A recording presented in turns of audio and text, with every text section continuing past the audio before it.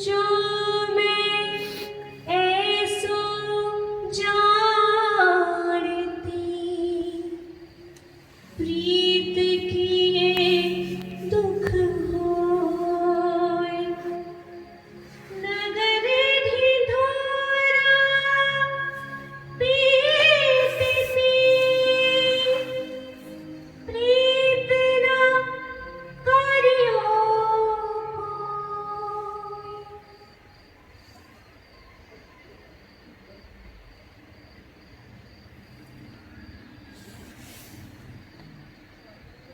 जब 2009 में मैं एक आश्रम में था सहारनपुर, तो वहाँ पे ये पहला वीडियो एक लड़के ने बनाया था।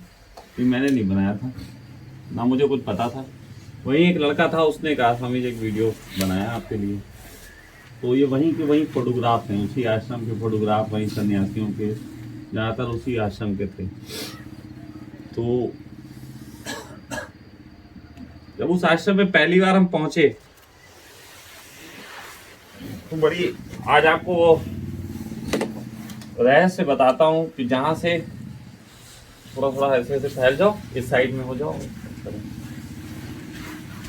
योग निद्रा का जन्म कहाँ से हुआ, वो थोड़ा सा एक बड़ी बढ़िया सी कहानी है। थोड़ा सा सुनना समझना जरूरी है, क्योंकि कई बार लोग ये समझते हैं कि ये कोई आसमान से उतरती हैं विधियां और तभी इसमें दिव्यता होती है और ये सब, लेकिन ऐसा नहीं है। सन 2008 में, बल्कि 7 में, सन 2007 में मैं दिल्ली में रहता था। तो दिल्ली में जब मैं रहता था तब तक मुझे कभी इस बात का नहीं था कि मुझे कोई आश्रम बनाना है, कोई ध्यान शिविर लेना है। हाँ, ये बात अलग थी कि उससे पहले लोग मेरे पास ध्यान करने आते थे तो मैं ऐसे ही अपने घर में करा देता था, कहीं कोई बता देता था, कोई पूछता था तो इनकार नहीं करता था। लेकिन कभी भी मैंने कोई शिविर विविर इस तरीके के आयोजन नहीं किए। उसके बाद घटना घटी 2007 में, मैं दिल्ली में था। तो वहां सब बच्चे जो भी मेरे संग जुड़े हुए थे, जो शाहजहांपुर में काफी सारे थे, संख्या ज्यादा थी, तो वो सबसे मेरा एक तरीके से दूरी हो गई थी, मिलना था नहीं। मैं दिल्ली में अपना एक छोटे से कमरे में रहता था। तो वहां पे एक लड़का मुझसे मिलने आया, जिसका नाम था सुरेंद्र राजन। वो इस समय आईएएस की कोचिंग चलाता है। कभी उसका आईएएस के लिए सिलेक्शन हुआ था, लेकिन उसने उसको छोड़ के दिल्ली में कोचिंग खोली, और बहुत अच्छी कोचिंग है आईएएस की। वो मेरे पास आया और मुझसे कहने लगा कि भैया, एक बात तो मुझे लगती है, शिकायत समझ लो या आपकी तारीफ समझ लो, लेकिन मुझे आपसे कहनी है। वो मेरे साथ 2 साल रहा था, सन 99 से लेकर 2001 तक। तो मैंने कहा बताओ क्या गलती है। तो उसने कहा कि शाहजहांपुर में एक लड़का है, वो शराबी था, सब था, लेकिन आपने अपनी बातों से उसे भी ध्यान में धक्का दे दिया। और ऐसे बहुत लोग हैं जिन्हें आपने ध्यान में धक्का दिया, लेकिन एक गलती तो फिर भी आपकी है। मैंने कहा क्या? कहने लगा आपने बीज तो दिया, लेकिन भूमि नहीं दी। आपने बीज तो दे दिया, लेकिन भूमि तो है नहीं, वो जमेगा कैसे? ये बात पहली बार मुझे किसी ने ऐसे कही कि मुझे अंदर तक इसकी चोट लगी कि कहीं ना कहीं मुझे अपनी रिस्पॉन्सिबिलिटी फील होनी शुरू हुई। उसके बाद तुरंत की ही घटना है कि शाहजहांपुर में एक ओशोधारा का शिविर था 2007 के आखिर में। तो शिविर में शाहजहांपुर के सब बच्चों ने मुझे इनवाइट भी किया, भैया आइएगा, आपके बगैर हम शिविर में नहीं जाएंगे। वो भैया बोलते थे, कुछ लोग स्वामी जी बोलते थे। तो हमने कहा ठीक है, हम आएंगे। हम वहां जब गए तो उस शिविर की जो स्थितियां देखी और जो मैंने देखा कि मामला कुछ और है, तो शिविर के अंतिम दिन मैंने वहां अनाउंस किया कि एक शिविर यहां आप शाहजहांपुर में मैं लूंगा। तो शाहजहांपुर में एक शिविर लेने के लिए एक मैंने घोषणा की। कहानी लंबी हो जाएगी इसलिए उसको बढ़ाते हुए कह रहा हूं कि वो शिविर हुआ। उस शिविर के होने से फिर एक घटना घटी कि उस शिविर में 2 बच्चे उस शिविर का प्रचार करने के लिए गोरखपुर गए। गोरखपुर में एक शिविर लगा हुआ था, तो कुछ बच्चों ने पंपलेट छपवाए। तो 2 लड़के थे जिसमें एक का नाम राजकुमार था, एक का नाम संगपाल था। दोनों लोग वो पर्चे लेके गोरखपुर के शिविर में गए, ओशो शिविर में, और उस शिविर में उन्होंने वो पर्चे बांटे। वो पर्चे जब बांटे तो वो पर्चे हाथ लगे। एक यहाँ पे व्यक्ति है जिसका मैंने कभी जिक्र किया, नीच विचार, बीत विचार भी उसे बोलते हैं। वो पर्चे उसके हाथ लगे और कमाल की बात है कि उस शिविर के बाद उसने मेरा एक शिविर करवाया। उसने मुझसे कहा कि एक शिविर आपका करवाना चाहता हूं। तो इस तरीके से मुझे मेरठ जाना हुआ। मेरठ इस तरीके से मुझे जाना हुआ। मैं इसलिए बता रहा हूं ये सीक्वेंस में कहानियां कैसे जुड़ती हैं। मतलब भाव शुरू हुआ कि मुझे कुछ करना है, मुझे अब भूमि भी देनी है, और कहानी शुरू हो गई। तो वहां पे मुझे जाना हुआ और उसके बाद वहां पे उस बीत विचार के पास ही एक बार फिर मैं और गया। तो वहां मेरी मुलाकात हुई उस व्यक्ति से जो तीवड़ा गांव में एक आश्रम बनाए हुए थे। उनकी बेटी की डेथ हो गई थी। तो उनकी बेटी की डेथ हुई थी तो उसमें ससुराल वाले कुछ जिम्मेदार थे, जिसकी वजह से ससुराल वालों ने कुछ हर्जाना दिया था, लगभग 6 लाख रुपए। तो वो 6 लाख रुपए से उन्होंने एक वहां पे ध्यान केंद्र बना दिया था लड़की के नाम से, क्योंकि वो सन्यासी थी। तो इस तरीके से उस गांव में एक ध्यान केंद्र बना हुआ था, लेकिन वो चलता नहीं था, कोई उसको संभालता नहीं था। तो जब मेरी उनसे वहां मुलाकात हुई तो मेरी बातों से कुछ वो प्रभावित हुए, या जो कह लीजिए, उन्होंने मुझे वहां पे ऑफर किया कि स्वामी जी आप आए वहां पे और देखें, अगर आपको लगता हो कि आप चला सकते हैं, आप कर सकते हैं, तो आप करें। मैं वहां पहुंच गया। मेरा एक स्वभाव रहा है, चाहे कभी कोई भी अजमा के देखे, अगर मुझे कोई बैठे बैठे किसी बात के लिए ऑफर कर दे और मुझे बात थोड़ी जच जाए तो मैं उसी दिन से एक्शन शुरू कर देता हूँ। ये मेरा है कुछ स्वभाव। तो मैं बस वहां, मैंने कहा ठीक है मैं पहुंच रहा हूं, और 2 दिन बाद मैं वहां पहुंच गया। देखने पहुंचा पहले, तो देखने पहुंचा तो ये स्वामी जी जो आए हुए थे तीवड़ा से, आपको मिले होंगे, ये बुजुर्ग थे जो आए। तो वहां पे उस गांव में 3 दोस्त थे जो वहां पहले सन्यासी हुए थे। सबसे पहले उस गांव में 3 सन्यासी हुए थे और वो तीनों ही आर्य समाजी थे। तो उसमें सबसे पहले इन्होंने सन्यास लिया था, बालेश्वर नाम है इनका, और मैं इन्हें बालेश्वर ही बुलाता हूँ। इनका सन्यास का नाम क्या है मुझे नहीं पता, आज तक मैंने कभी वो पुकारा भी नहीं। तो फिलहाल वहां पे इन्होंने मेरी बड़ी एक तरीके से बातें कर करके परीक्षा ली। तीनों लोग बैठे, बहुत तर्क वितर्क किए।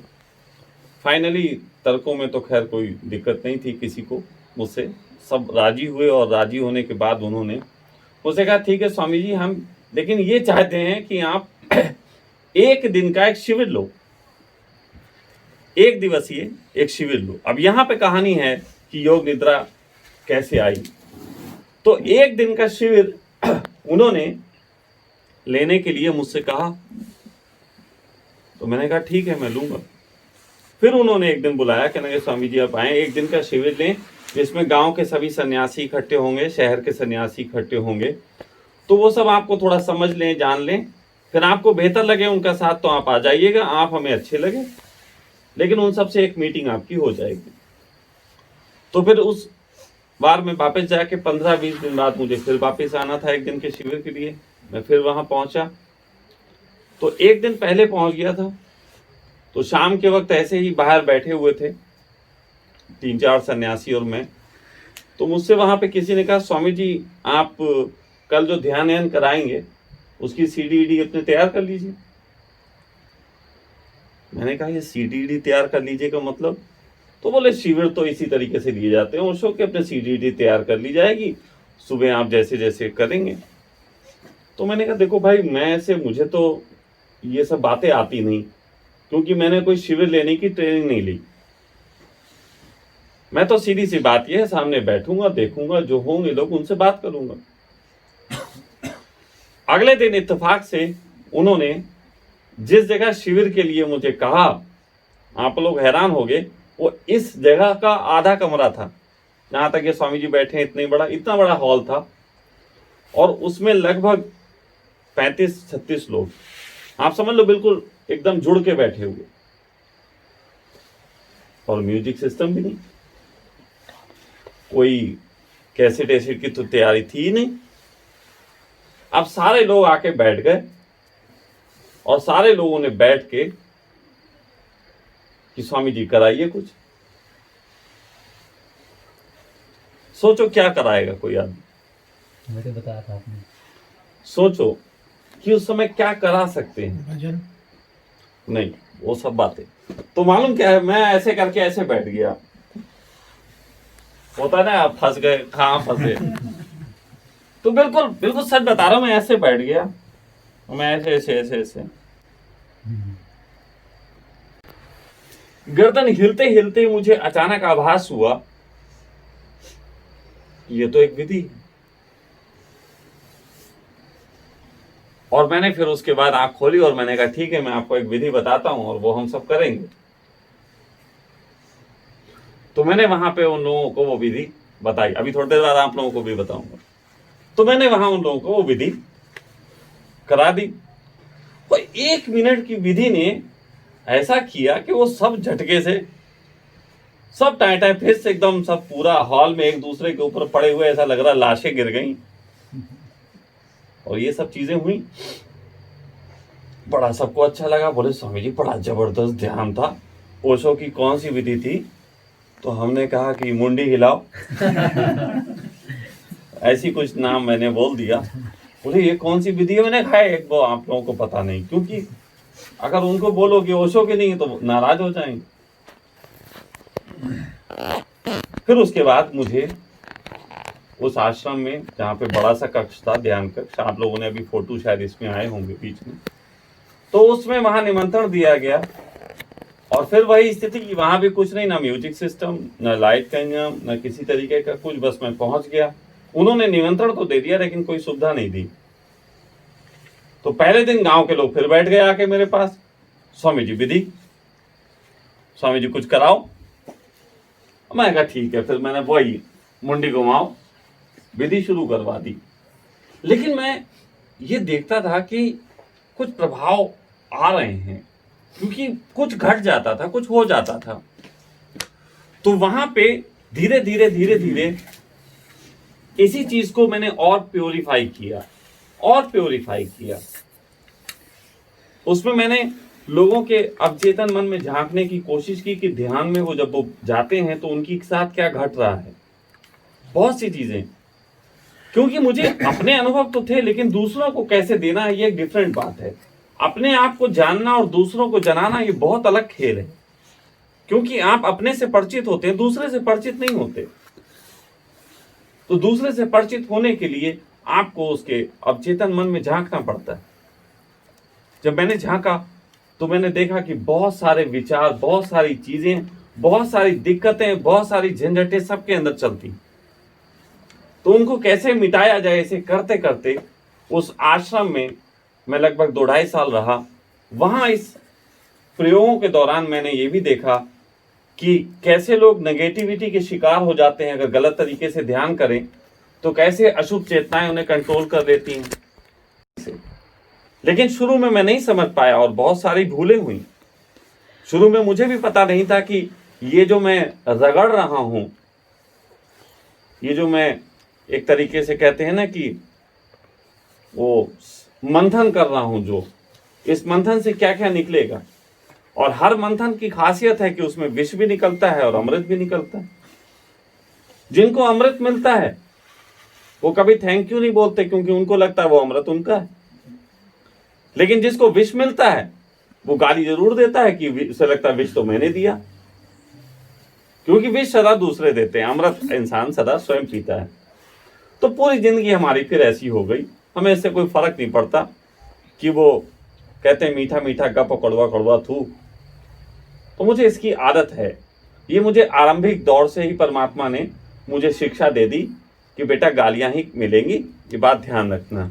हाँ, प्रेम मिलेगा, प्रेम भी मिलेगा, लेकिन उतनी ही संख्या में गालियां भी मिलेंगी, क्योंकि बराबर निकलता है। आप ये मत समझना अमृत ज्यादा निकलता है विष कम निकलता है, या विष ज्यादा निकलता है अमृत कम निकलता है। विश्वास मानना, इस बात को बिल्कुल गहरे में जान लो कि जितना विष निकलेगा उतना ही अमृत निकलेगा, और जितना अमृत निकलेगा उतना ही विष निकलेगा। कोई भी आदमी यहां बैठा हुआ अगर उसके जीवन में कोई विषाद है तो वो देख ले, थोड़ा बहुत जितना विषाद है उतनी ही संख्या में आनंद भी है, और जितना आनंद है किसी के जीवन में उतनी ही संख्या में विष भी है। लेकिन फिर ऐसा क्या है जो मैंने थोड़ा सा डिफरेंट किया? देखो, डिफरेंट सिर्फ इतना है कि जब हमें अमृत मिलता है तो हम धन्यवाद देते हैं, खुश होते हैं, नाचते हैं। विष मिलता है तो हम गालियां देते हैं। मैंने यहां पे थोड़ा उल्टा किया। मैंने उल्टा सिर्फ इतना किया कि अमृत जो मुझे मिला वो मैंने सदा ही जाना कि दूसरों के दिए से मिल रहा है, और अगर कहीं पे विष मिला तो मैंने उसको धन्यवाद देके स्वीकार किया कि मेरा ही दिया हुआ मुझ तक वापिस आया होगा। ये गुण बना लेने से मुझे विष ने भी अमृत का ही काम शुरू कर दिया।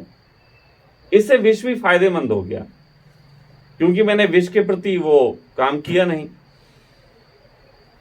और यही कारण है कि मैंने सदा सुधार किया।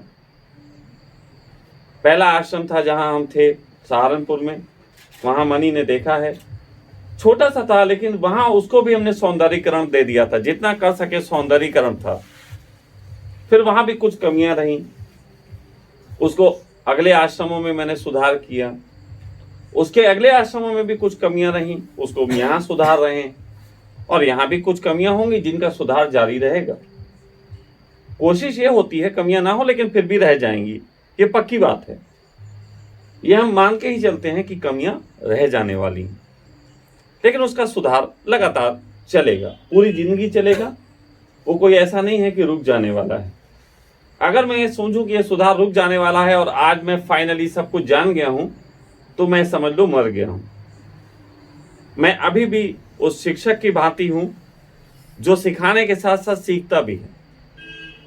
और विश्वास मानना, मैंने ये बात लिखी भी है और आप सबके सामने दोहराता भी हूं कि मुझे दुनिया में सबसे ज्यादा उन लोगों ने सिखाया जो मुझसे ये कहते थे कि मेरे पास सीखने आए हैं। सबसे ज्यादा उन्होंने सिखाया।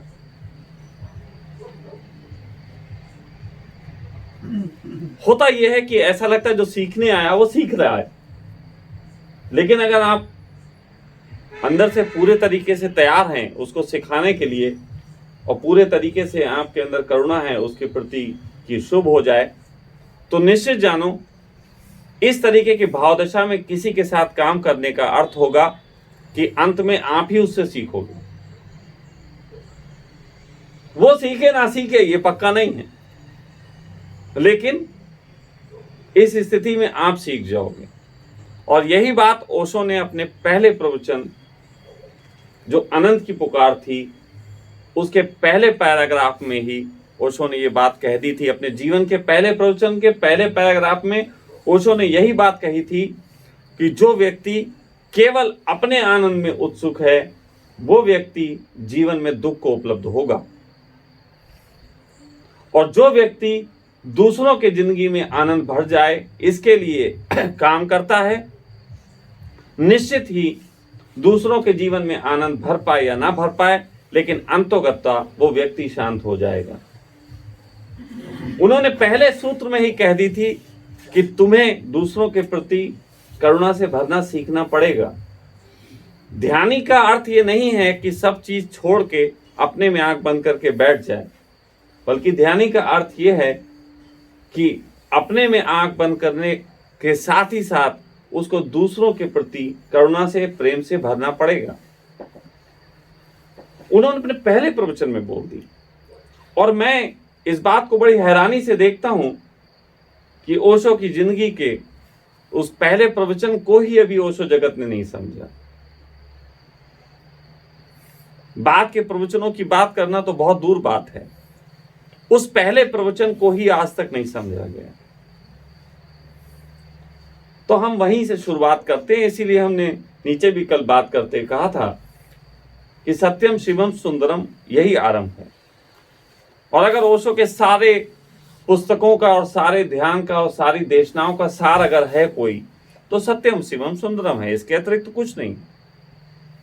बाकी सब बीच का खेल। जैसे जीवन है, जीवन अपने आप में परिपूर्ण है, बाकी सब जीवन में किसने क्या किया, कैसे कपड़े पहने, कैसा खाया, वो डिफरेंट। लेकिन सत्यम शिवम सुंदरम अगर किसी व्यक्ति के जीवन में नहीं है तो वो आध्यात्मिक नहीं। और जो व्यक्ति आध्यात्मिक नहीं, उससे मैं समझता हूं कोई संवाद बहुत ज्यादा हो नहीं सकता। जब भी होगा संवाद तो फिर ऐसे होगा कि वो इन तीनों चीजों को समझ ले। तो मुझे परमात्मा ने जिस दिन मेरा भाव उठा, मैंने देखा कि उस दिन से मेरे लिए मार्ग खोल दिया। अभी जो बात मैं कहने वाला हूं, ये बात थोड़ी सी एक अलग तरीके की बात है, लेकिन फिर भी इस पे चर्चा कर लेना थोड़ा सा शुभ है। मेरे अंदर से एक विचार पिछले कुछ महीनों से बहुत तेजी से जन्मा है और बहुत तीव्र जन्मा है। ये कुछ ही महीनों से, 2-4 महीनों से मेरे अंदर आया। और वो विचार ये आया कि मुझे इस जगत से भी रिटायर होना चाहिए। एक टाइम आएगा मुझे भी इस जगत से रिटायर होना चाहिए। तो निश्चित ही जब रिटायरमेंट की बात आती है, सन्यास की बात आती है, अब लोग कहेंगे आप तो सन्यासी हो, फिर और कौन सा सन्यास है? होगा कोई, मुझे पता नहीं, क्योंकि ये मेरे अंदर भाव आया है कि मैं जब 55 साल की उम्र का हूं तो मैं इस सब चीजों से सन्यास ले लूं। तो मुझे नहीं पता, हो सकता है वो मृत्यु के क्षण हो सकता है कि वो कहीं जंगल में एकांतवास में जाने के क्षण हो सकता है कि उस वक्त मैं शायद फिर से शिष्य हो जाऊं, हो सकता है कि उस वक्त जो है मैं किसी बुजुर्ग की भांति कहीं कोने में बैठ के अपना समय व्यतीत करूं। मुझे नहीं पता कि क्या होगा। हो सकता है किसी गांव के कुन्नड़ पे मैं एक छोटा सा जो है वो परचूनी की दुकान खोल के बैठ जाऊं, मुझे नहीं पता, लेकिन ये करूंगा, ये होगा। लेकिन इससे पहले मेरी एक जिम्मेदारी है। वो जिम्मेदारी वामप्रस्थ आश्रम की है। वामप्रस्थ सन्यास के 4 चरणों में एक चीज कही गई, वामप्रस्थ। वामप्रस्थ का अर्थ होता है कि आप गृहस्थी में हैं, गृहस्थी को संभाल रहे हैं, और उसी वक्त आपका भाव है कि अब मुझे एक दिन चले जाना है फिर से जंगल, गुरु के आश्रम या कहीं। तो जाने से पहले वो जो सीखा है, वो उसने जो जाना है, वो बेकार ना जाए, जगत के काम आए। इसके लिए जाने से पहले वो अपने पुत्र को वो सब चीज़ें सिखाने लग जाता है। दुकान की चाबियाँ, जिम्मेदारियाँ, उनके संबंध की जो बातें उसने जानी अपने जीवन में, वो सिखाने लग जाता है। तो मेरा भी एक ऐसा भाव जगा कि क्यों ना अब ऐसा हो कि मैं भी अपने जाने से पहले, जो यहाँ के कुछ बच्चे मुझे लगते हैं कि पात्र हो रहे हैं, जिनको लग रहा है कि थोड़ा सा उनके अंदर से कुछ चीज़ें फूट रही हैं, उनको मैं चाहता हूं कि वो शिविर लेने के लिए अब तैयार हों। अब उनको शिविर लेना चाहिए। अब उनके गुरु बनने का वक्त आ गया। कई लोग पूछेंगे कि गुरु बनने का वक्त आ गया, ये तो बड़ी अजीब बात है, आप किसी को जबरदस्ती गुरु बना रहे हो। नहीं, जबरदस्ती गुरु नहीं बना रहा। सच बात तो यह है कि जीवन में गुरुडम एक ऐसी चीज है, आध्यात्मिक जीवन में, जिससे गुजरे बगैर कोई पूर्ण नहीं होता। ये सबसे आखिरी एक बैरियर है जिसे क्रॉस करना पड़ता है। जैसे सांप सीढ़ी में 99 का सांप, 99 का सांप देखा? तो सांप सीढ़ी में जो 99 का सांप होता है, वो दस्ते नहीं आता है। वो अगर काट ले तो नीचे पे आता है। और गुरुडम का अहंकार धर्म के जगत में सबसे ज्यादा लोगों को बर्बाद करता है। लेकिन इससे जो गुजर जाते हैं, इससे जो बच जाते हैं, वो परमात्मा के राज्य में प्रवेश करते हैं।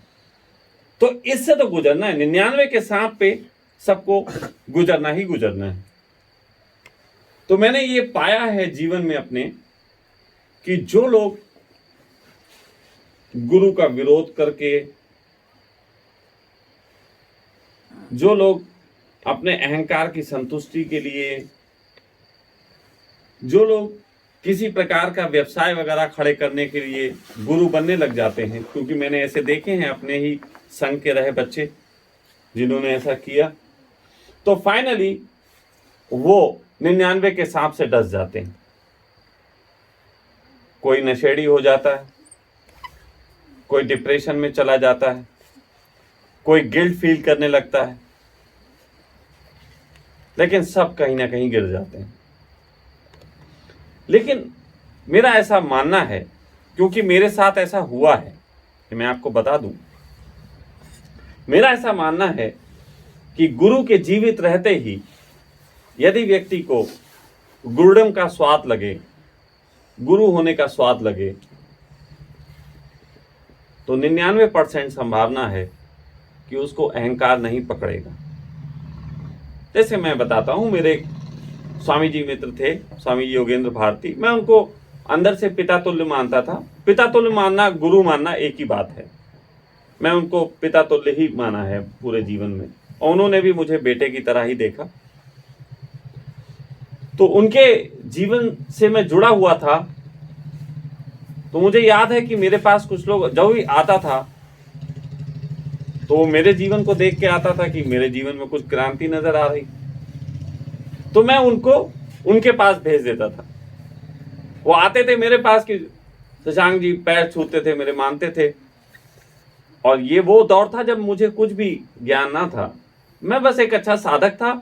ज्यादा देर आंख बंद करके बैठ लेता था, ज्यादा अच्छी दाढ़ी थी, ज्यादा चेहरे पे तेज था, उन्हीं सब चीजों को लोग ज्यादा कीमती मानते हैं। तो मुझे भी लोग मानने लगे थे। मेरा क्रांतिकारी स्वभाव लोगों को बेहतर लगता था, उन्हें लगता था बुद्ध पुरुष है कोई, तो मेरे पास आ जाते थे। तो मैं उन्हें उन्हीं के पास भेज देता था। मतलब एक तरफ वो मेरे पैर भी छू रहे हैं, मुझसे सीख भी रहे हैं, दूसरी तरफ मैं स्वामी जी के पास जाओ। मैं उन्हें सबको स्वामी जी के पास ले जाके बैठाल देता था। नतीजा ये होता था कि मुझ में कभी अहंकार नहीं पकड़ा, कभी भी अहंकार नहीं आया। क्योंकि जब ये गहरे में गुरु के प्रति प्रेम हो और पता हो कि बाप जिंदा है, तो अहंकार कैसे आ सकता है। और धीरे धीरे धीरे धीरे मेरे अंदर वो गरिमा जन्म गई कि जब मुझे कुछ होने के बाद भी मैं उन चीजों को बहुत स्पष्ट से देख पा रहा था, लोगों को गाइड भी करता था, समझाता भी था, लेकिन अंदर से मैं अहंकारी नहीं था। बाहर से मैं बहुत अहंकारी हूं। दुनिया में जो मुझे देखेगा कहेगा साला ये तो बहुत अहंकारी है। तो ये मेरा व्यक्तिगत मामला है कि मैं उसको पार करा नहीं। तो अंदर से मैं जानता हूं मैं नहीं हूं, लेकिन ऊपर से मैं हूं।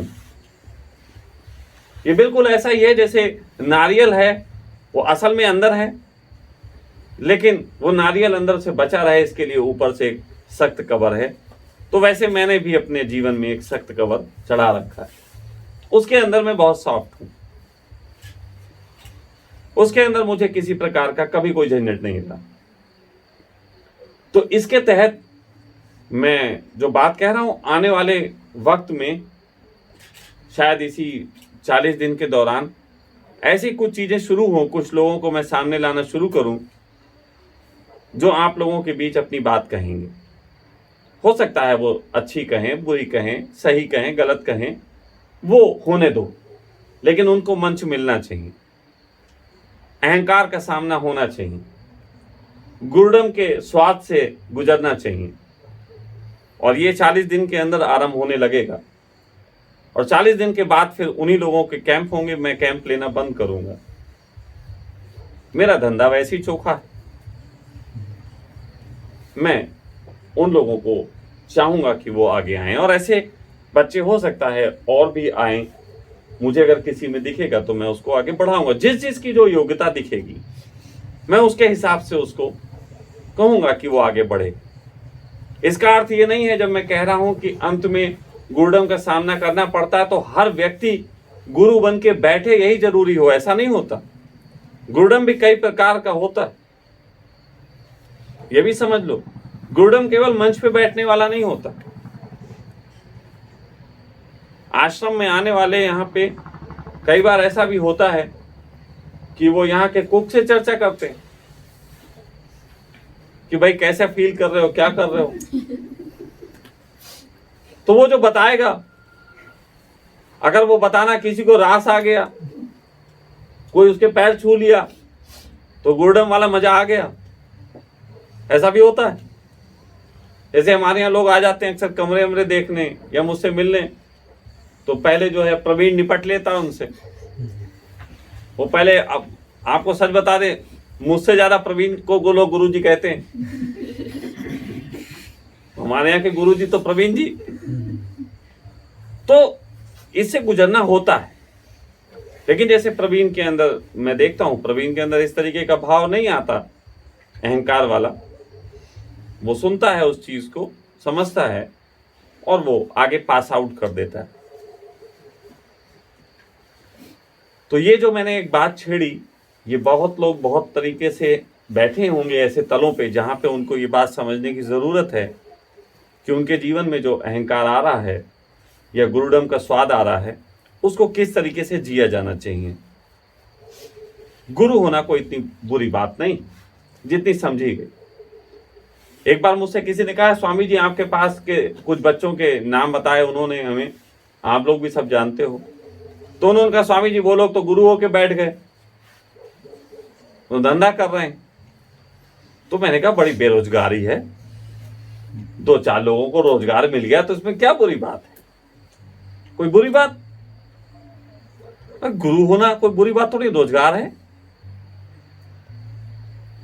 जब दुनिया में सब तरीके के व्यवसायों पे और नौकरियों पे लोग कब्जा करके बैठ जाते हैं, तो जो लोग अनपढ़ हैं, जो लोग नहीं कुछ जानते, वो अपने नए तरीके के धंधे कर लेते हैं। भाई हर आदमी वस्तु विनिमय करे ये जरूरी तो नहीं। फिर किसी आदमी को जो कला आती है वो अपनी देता है, और सबकी अपनी अपनी कलाएं हैं। गुरु होना भी एक कला। तो इस कला को आप सब अपने अंदर से महसूस करो।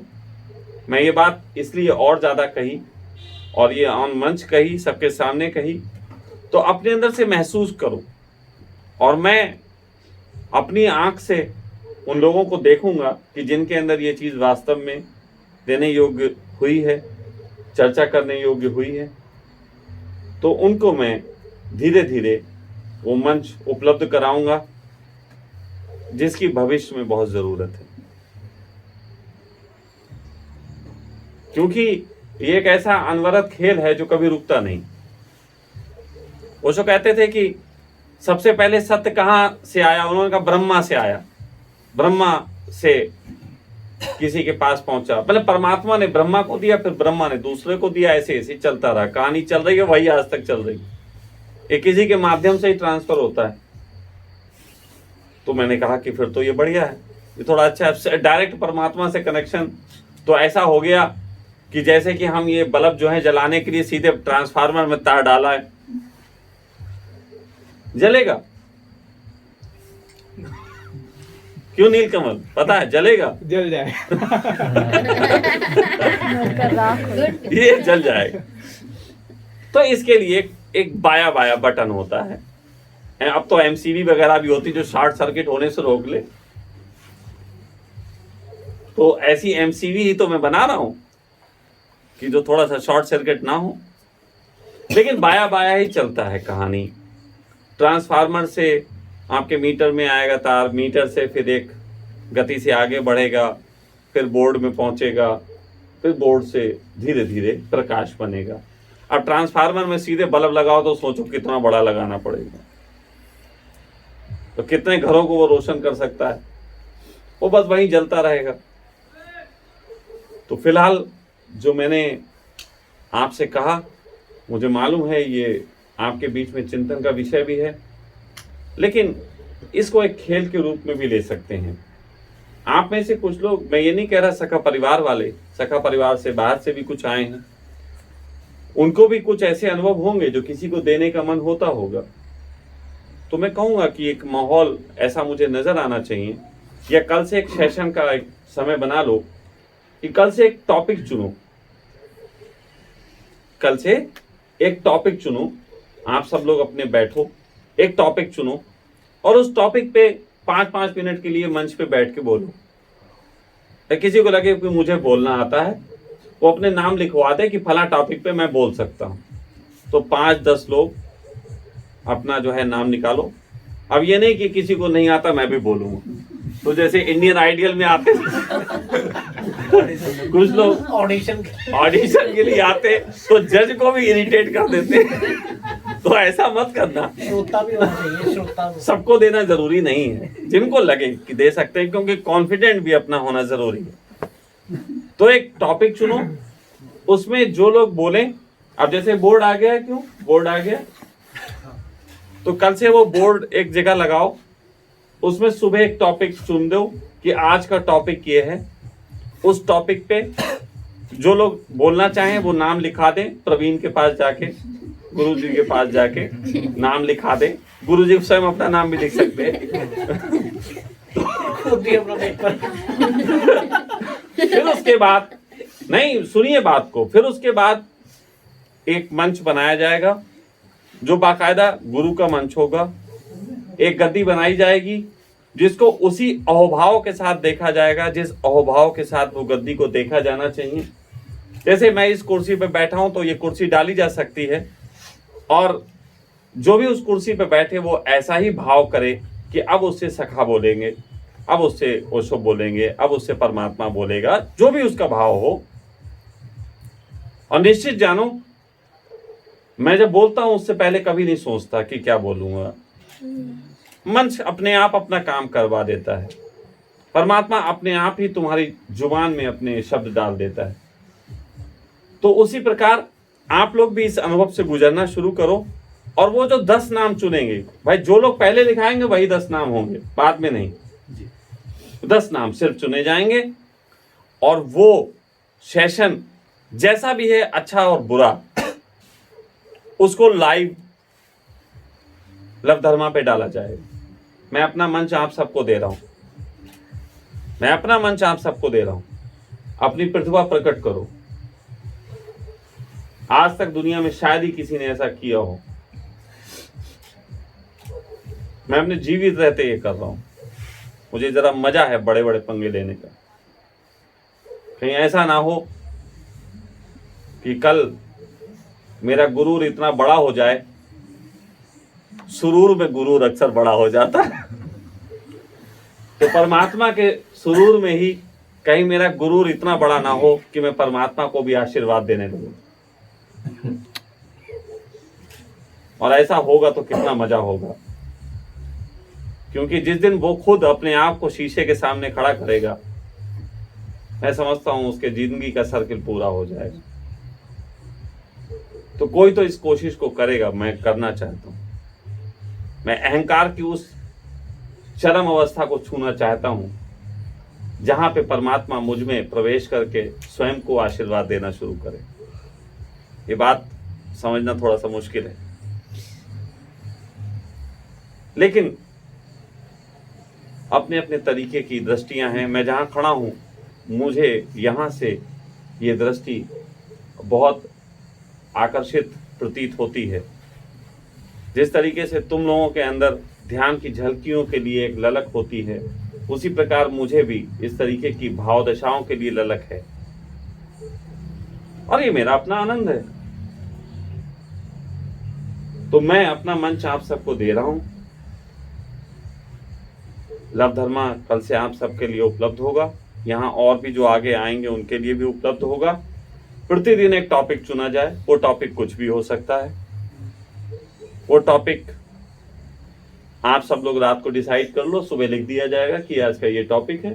उसका टाइम एक डिसाइड करो ताकि दुनिया में जो लोग हैं उनको भी आपके बारे में पता लगे, और फिर आप उस सब पे चर्चा आरंभ कर सकते हैं। जो भी मुझे बेहतर समझ में आएंगे लोग, जिनके अंदर जिस तरीके की पात्रता नजर आएगी, उसके अनुसार ही उनके लिए आगे का मंच तैयार किया जाएगा। ठीक है, तो आज इतना ही। इसके अलावा अभी ये मैं यहाँ पे कुछ गाने लगाता हूँ, उसमें आप सब अपने तरीके से कीर्तन कर सकते हैं। कीर्तन का मतलब क्या है वो थोड़ा बता देता हूँ, ताकि आप सब लोग थोड़ा कीर्तन को समझ सको। ज्यादातर कीर्तन का मतलब होता है कि हम भगवान के नाम ले रहे हैं, नाच रहे हैं, ऐसा नहीं है। कीर्तन का अर्थ होता है करने वाली बात, परमात्मा से करने वाली बात। तो परमात्मा से कौन सी बात करोगे? परमात्मा से तुम क्या कहोगे? मान लो मौलिक को परमात्मा से कुछ कहना हो तो क्या कहेगा? अगर किसी को भी परमात्मा से कुछ कहना है तो क्या वो अपने मनोभाव कहेगा? और कहेगा तो कौन से शब्दों में कहेगा? हिंदी में कहेगा, अंग्रेजी में कहेगा, नेपाली में बोलेगा, संस्कृत में बोलेगा, कौन सी भाषा में बोलेगा? तो जगत में जितनी भी भाषाएं हैं उनमें से कुछ भाषाएं हैं जो परमात्मा को पता है, बाकी कोई भाषा परमात्मा को नहीं आती। परमात्मा को 2-3 परिभाषाएं आती हैं। तुम्हारा हंसना परमात्मा को पता है, पृथ्वी पे कोई भी हो उसे पता है कि हंसी क्या होती है। तुम्हारा रोना परमात्मा को पता है, तुम्हारा चिल्लाना, तुम्हारा पैर पीटना परमात्मा को पता है। उसे पता है कि ये अगर कुछ कर रहा है तो इसके पीछे कारण क्या है। जैसे बच्चा माँ से जो संवाद करता है वो अपनी भाव भंगिमाओं से करता है, शब्द तो होते नहीं, पैर पटकता है, माँ समझ जाती है नाराज है। रोता है, माँ समझ जाती है कि भूख के कारण रो रहा है कि किसी और चीज चोट लग गई इसके कारण रो रहा है। तो परमात्मा से संवाद का जो तरीका है उसे हिंदू धर्म ने कीर्तन नाम दिया। उन्होंने कहा परमात्मा से बातचीत। तो परमात्मा से बातचीत करने का ढंग है। उसके लिए जरूरी नहीं शब्द कौन से हैं, वो गोविंद बोलो गोपाल भी हो सकते हैं, वो कुछ और कव्वाली भी हो सकती है, कुछ भी हो सकता है। तो मैं ये चाहता हूं कि अभी मैं एक छोटा सा गाना लगाऊंगा, आप सब लोग थोड़ा सा इधर आ जाएंगे, ऐसे करके गाने की तरफ देख के कुछ नहीं करना है, थोड़ा इधर हो जाएंगे, अपना अपना स्पेस बना लेंगे, मैं कुर्सी थोड़ा इधर डाल लूंगा और आप सब लोग उस गाने पे परमात्मा से संवाद करो और मैं इस बात की निगाह रखूंगा कि कौन संवाद बेहतर कर पाता है।